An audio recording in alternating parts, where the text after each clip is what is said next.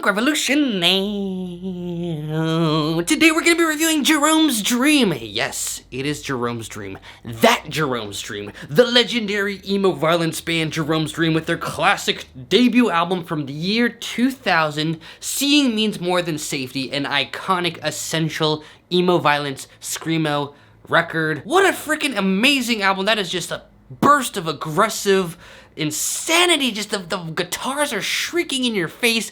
The vocals are like nothing like you've ever heard before. Like, that is just absolute insanity. Jerome's Dream, their entire discography is full of really cool, some of it's a little bit more mathy, some of it's more noise rock. They've got their debut album with the classic Rooster-esque vocals, and then their vocals become a little bit more monotony sasscore, like wow, wow, wow, wow, wow. Just a weird band, but they're just a classic. I mean, this is emo violence.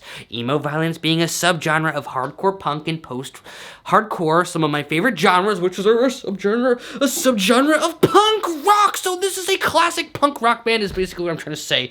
Exciting stuff. And if you don't believe me that I love this band, believe it or not, one of the first reviews on my channel back in 2019 was of Jerome's Dream album that came out that year. So go check that out and you will see I've been rocking with this band hardcore for so long. I have no clue what to expect with this record because their debut album was amazing back from the year 2000, so it's a long time ago. Their second album was a little bit more noise rocky, which I think is great. Don't love it as much as their debut, honestly. Their comeback record was a pretty darn cool post-hardcore record as well. So I'm like, what are they gonna do? Their vocals are different on each album. They're freaking they've been with their wait, we have City of Caterpillar?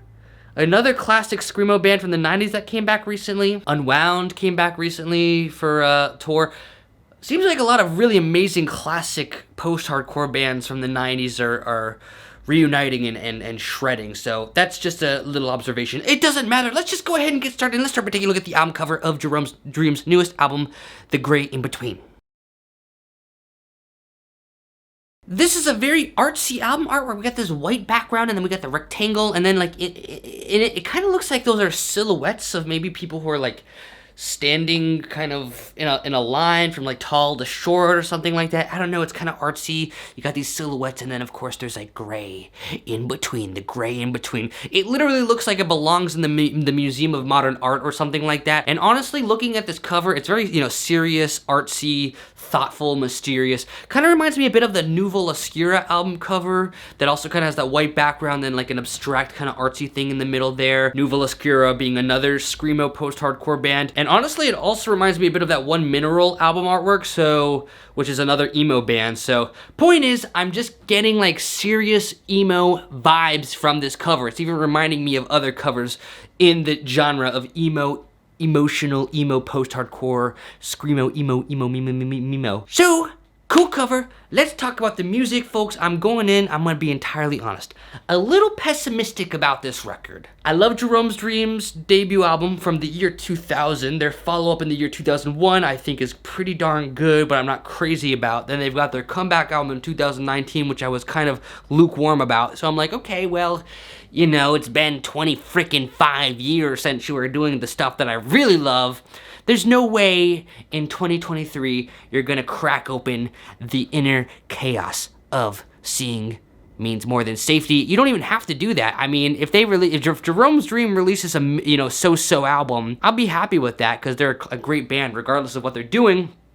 But folks, you put on the opening track, you press play, and immediately you can tell Jerome's Dream, they are back in business and they are not here to mess around.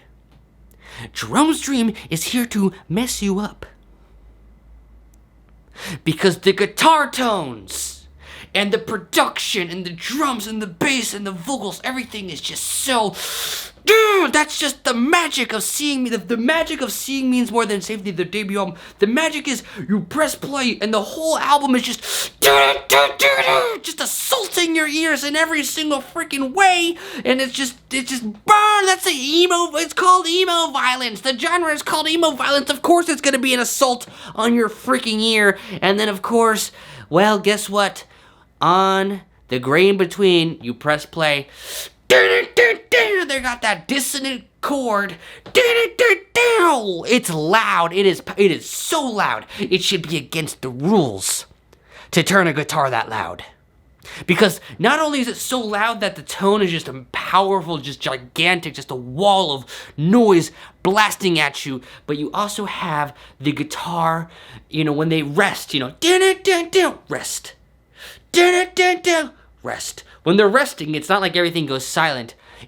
There's feedback roaring, and it's not like a little bit of, it's like, it's like,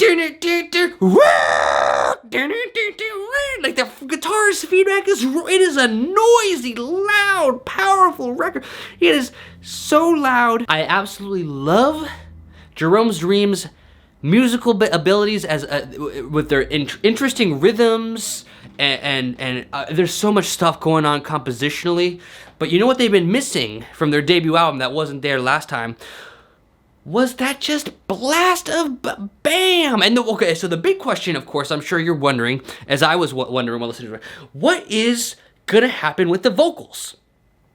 Because the vocals in their debut album are like a rooster. Their vocals in their sophomore album are like a noise rock weirdo sass core, and their third record kind of like a monotone screaming thing. Are they gonna be able to pack a punch with the vocals on the fourth album? Yes, they are. They're not necessarily just going back and reverting to the rooster vocals that I personally love from their debut album, but they're bringing the same level of misery and intensity with these vocals that sound kind of like a depressive, dissonant, almost like black metal vocals, very like, well, maybe, I don't know how to do it, like, bah. Yeah, I guess something like that, maybe a little, not like that. But that was pretty cool. I don't know how they've got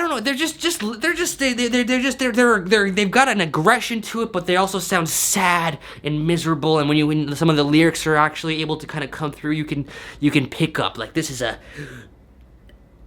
a miserable, angry, sad man who's singing right here. It really sounds freaking fantastic. I mean, the vocals actually just remind me a tinge of Burzum, even, speaking of black metal, but that's besides the point. They're not problematic like Burzum. So the point is, the guitars, I'm gonna be honest with you, when I press play, it's loud, it sounds fantastic, and I actually had a hunch, and this was confirmed when I was looking into it. So the production here on this album is produced by Jack Shirley. Jack Shirley has worked on a lot of really fantastic screamo, post-hardcore, black metal bands, shoegaze bands, that kind of experimental heavy genre. Most notably, I think what was coming to mind here was Death Heaven, because the guitar tones on the Gray in Between are a little bit blackened, I mean, there is a decent amount of like, tremolo kind of black metal stuff going on anyways, a little bit fuzzy in a shoegazy kind of way. I don't want to just give all the credit here to Jack Shirley production. I don't want to say this is Jerome's Dream, but they got the vocals better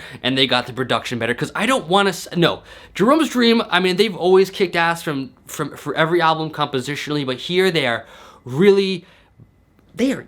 bringing it, because the dynamics are absolutely out of this world, because it's loud, like I told you, the guitars are loud, but it's like loud, and it's like marching along with loudness, and then all of a sudden, oh, we're going down, whoa, it gets even louder, it gets louder, it's like, they do a great job of like, yeah, they like bring the intensity up, and like, how could it get even more loud, and then it gets even more intense. The dynamics are just so fundamental and so amazing, and it's not just I don't want you to walk away from this review thinking this is just a burst of loudness and aggression, okay? That's all cool and great, but there's so much more, because a lot of the melodies here and the bass lines and a lot of these guitar riffs, they actually are kind of melodic. There's sad melodies, but there's like actual melodies here, so you're getting a nice, delicious contrast, both in the dynamics of loud to super loud to super loud, to also you got some beautiful melodies that are sometimes you got like just straight up, dissonant, and then sometimes you got some more like,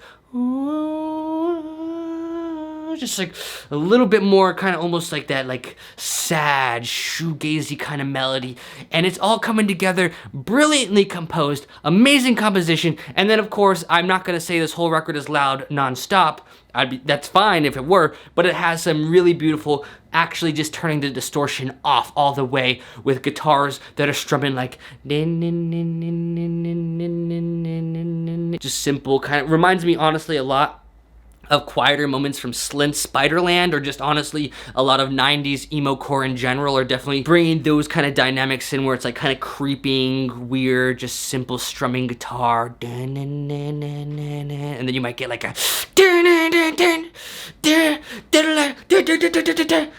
so that's kind of the gist of the record. You got fantastic dynamics, fantastic melodies in the guitar playing, fantastic dynamics in the dissonance versus the melodic stuff, fantastic, just honestly really fantastic production. The vocals really stepped it up, and the flow of this record I think is really great. There's also even a nice little piano interlude to help you catch your breath. It's a relatively short record, under half an hour. That's how I like my power violence. You gotta blow me away for less than half an hour, because if you go over half an hour I start to get tired. That's just the nature of power violence, I'm gonna be entirely honest. So all this said and done, it's a darn impressive record. Might even be some people's favorite Jerome's Dream record. I think I'm never gonna really be able to say anything tops Seeing Means More Than Safety, because that is like such an important record for me, but like it's that darn good that it competes with their debut. It is a powerful beast of a record, just a wall of power and emotion. And you know, I feel like their debut album, Seeing Means More Than Safety, it is obviously a wall. I would say Seeing Means More Than Safety is like an assault. Like, it is assaulting you. It is emo violence. Well, this record, it is pushing a lot at you, but it's not like hurting you. It's more like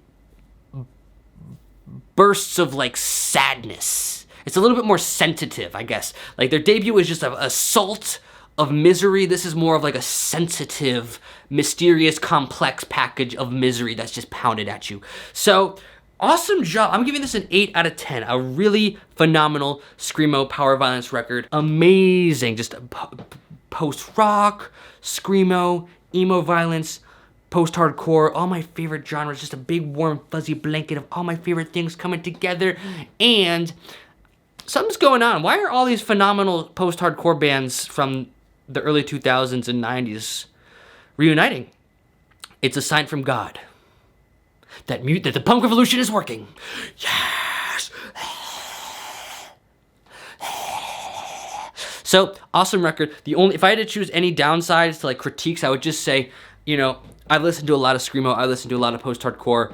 I've heard a lot of bands do stuff in this kind of vein. Jerome's Dream is so talented. They have such a distinct Jerome's Dream sound that is absolutely distinct in this record as well. I'm not saying it gets generic or gets lost in the sauce. It just is a record that I have heard. A lot of these elements, these elements are done very well, but I'm giving it an 8 out of 10. I don't want to go higher because it's not necessarily like a game changer for screamo, but it's damn good, and honestly, it makes me so happy Jerome's Dream has added this phenomenal record to their legacy. So that's all I have to say. Thanks so much for watching. Please like, comment, subscribe. Go listen to Jerome's Dream. Go listen to all the records. This is a short one, so you can listen to it. If you want to learn about emo violence, listen to Jerome's Dream, and then check out their split with Orchid and listen to Orchid as well. That's right, Jerome's Dream has a split with Orchid. All the cool kids know about it. Skull Record. Thanks for watching. Punk Revolution now.